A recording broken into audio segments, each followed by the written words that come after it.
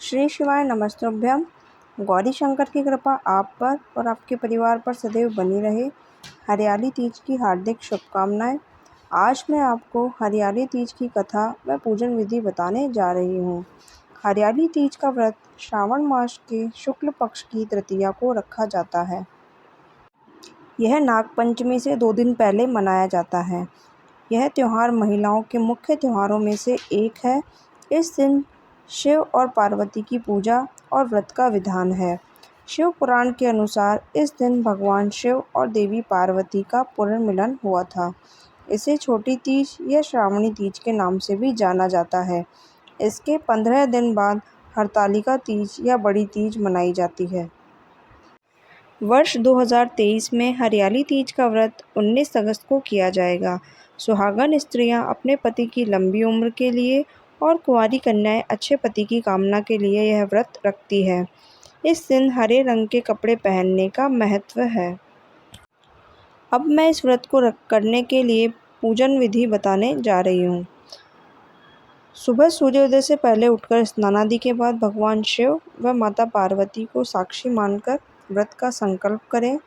दिन भर निर्जल व्रत रहें। यदि निर्जल व्रत संभव न हो तो फलाहार रहे।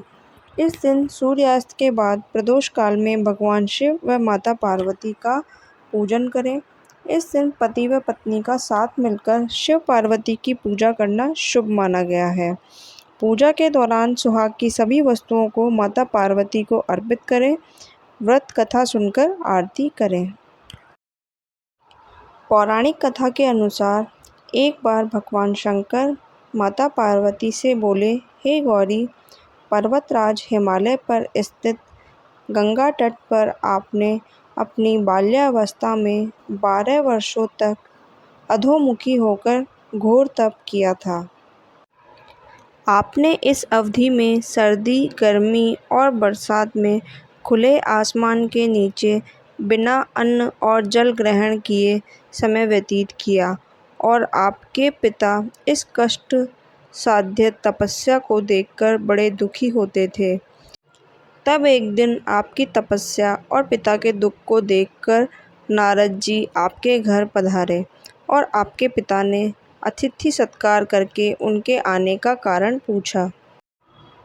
नारद जी ने कहा, गिरिराज, मैं भगवान विष्णु के भेजने पर यहाँ उपस्थित हुआ हूँ। आपकी कन्या ने बड़ा कठोर तप किया है।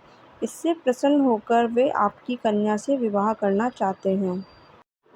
नारद जी की बात सुनकर गिरिराज खुश हो उठे और प्रसन्नचित्त होकर गिरिराज बोले, श्रीमान, यदि स्वयं विष्णु मेरी कन्या का वरण करना चाहते हैं, भला मुझे क्या आपत्ति हो सकती है।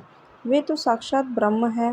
हे महर्षि, यह तो हर पिता की इच्छा होती है कि उनकी पुत्री सुख संपदा से युक्त पति के घर की लक्ष्मी बने।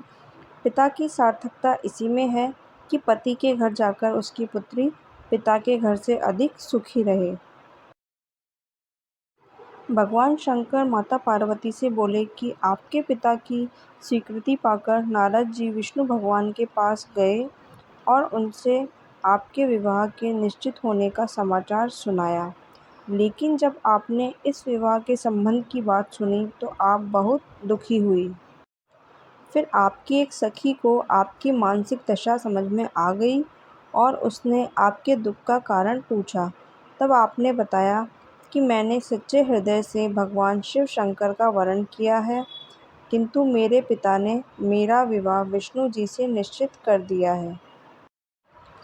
अब मैं क्या करूं? प्राण छोड़ देने के अतिरिक्त अब कोई भी उपाय शेष नहीं बचा है।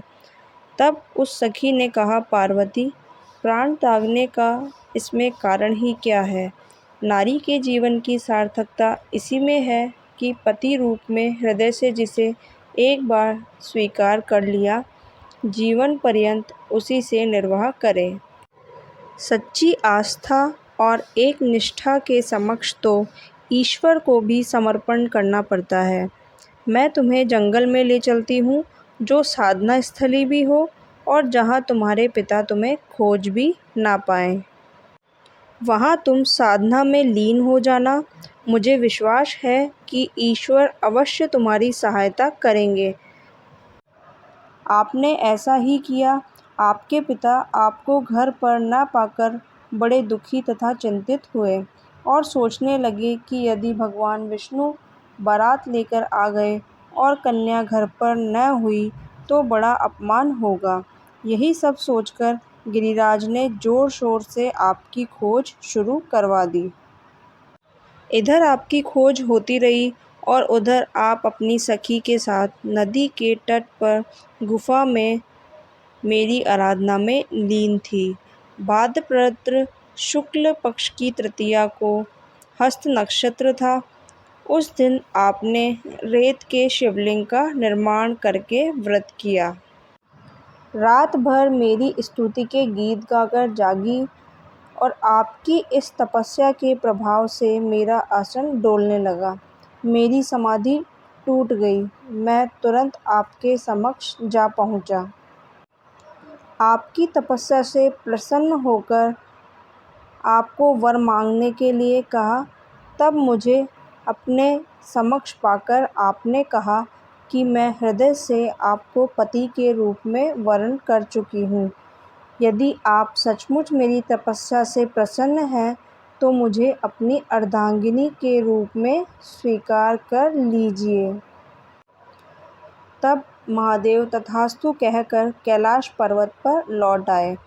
प्रातः होते ही आपने पूजा की समस्त सामग्री को नदी में प्रवाहित करके अपनी सहेली सहित व्रत का पारण किया और उसी समय अपने मित्र बंधु व दरबारियों सहित गिरिराज आपको खोजते खोजते वहां आ पहुँचे और आपकी दशा को देखकर अत्यधिक दुखी हुए और उनकी आंखों से आंसू उमड़ पड़े। आपने उनके आंसू पोंछते हुए विनम्र स्वर से कहा कि पिताजी, मेरी इस तपस्या का उद्देश्य केवल यही था कि मैं महादेव को पति के रूप में पाना चाहती थी। आज मैं अपनी तपस्या को पूरा कर चुकी हूँ।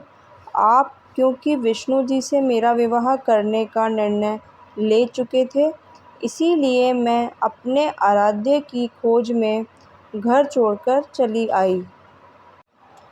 अब मैं आपके साथ इसी शर्त पर घर जाऊंगी कि आप मेरा विवाह विष्णु जी से न करके महादेव जी से करेंगे। पार्वती के पिता गिरिराज मान गए और उन्हें अपने साथ घर ले आए। कुछ समय के पश्चात विधि पूर्वक उन्होंने हम दोनों को विवाह के सूत्र में बांध दिया। महादेव बोले कि हे पार्वती, भाद्रपद की शुक्ल तृतीया को तुमने मेरी आराधना करके जो व्रत किया था, उसी के फलस्वरूप मेरा तुमसे विवाह हो सका है। इसका महत्व यह है कि मैं इस व्रत को करने वाली कुंवारी कन्याओं को मनवांचित फल देता हूँ। इसीलिए सौभाग्य की इच्छा करने वाली प्रत्येक युवती को यह व्रत पूरी एक निष्ठा तथा आस्था से करना चाहिए और सुहागन स्त्रियों को अपने अमर सुहाग के लिए इस व्रत को करना चाहिए। बोलिए गौरीपति शिव शंकर की जय। अगर आपको ये वीडियो पसंद आए तो इसे लाइक और चैनल को सब्सक्राइब करना ना भूलें और कमेंट बॉक्स में मुझे कमेंट करके ज़रूर बताएं। धन्यवाद।